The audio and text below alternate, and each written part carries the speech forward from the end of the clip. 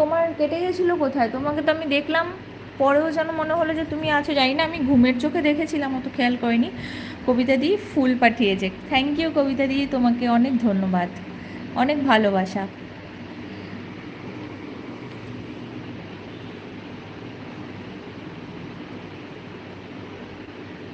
সুব্রত লিখেছে, কুইন তুমি কাল আমার শর্ট ভিডিও কমেন্টও করোনি, আর তোমার শর্ট ভিডিওতে কমেন্টে রিপ্লাইও দেওনি।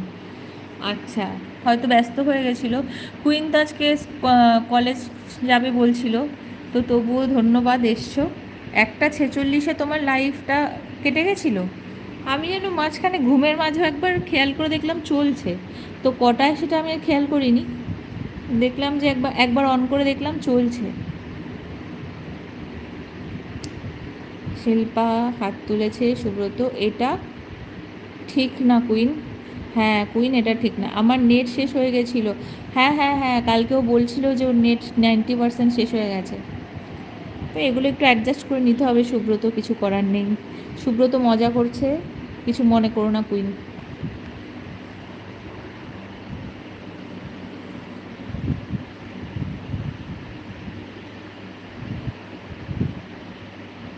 সুব্রতর মশা কেমন আছে? দেবিকাদি জিজ্ঞেস করেছে সুব্রতর মশা কেমন আছে।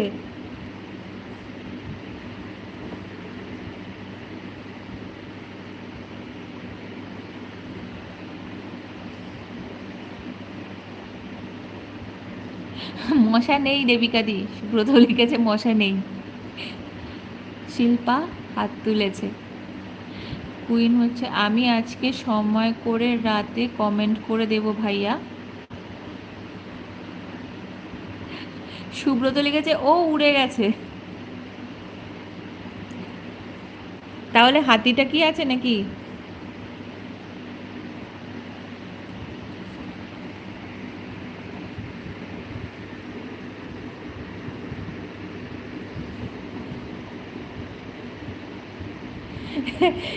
দেবিকাদি লিখেছে, মশাকে বাদ দিয়ে ভাই হাতি নিয়ে ঘোরো, মরলেও লাখ টাকা। সত্যি তাই, ঘুরলে সেরকম কিছু নিয়ে ঘোরা উচিত।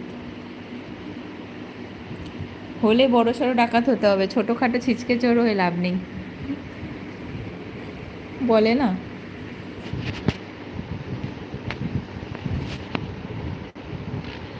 ভাবছি বর্ষাকালে ব্যাঙের পিঠে আসবো। এটাও কিন্তু খারাপ না আইডিয়াটা, ব্যাঙটা অ্যাভেলেবেল আছে।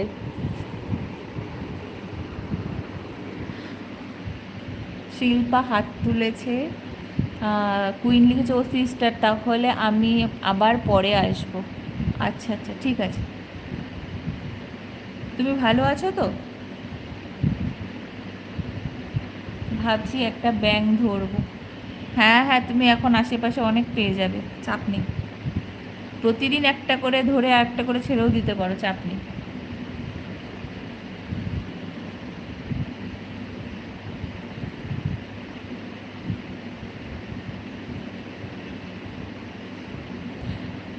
দেবিকাদি লিখেছে, ওই দেখ Subrata মুকুটহারা।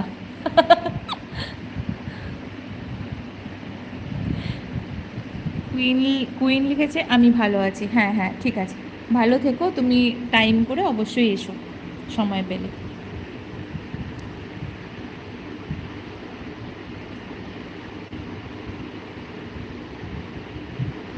Enjoy your life sister, thank you. তুমি থাকলে আরও ভালো লাগতো, কিন্তু তোমার যদি ব্যস্ততা থাকে তাহলে রাখতে পারো, অসুবিধা নেই।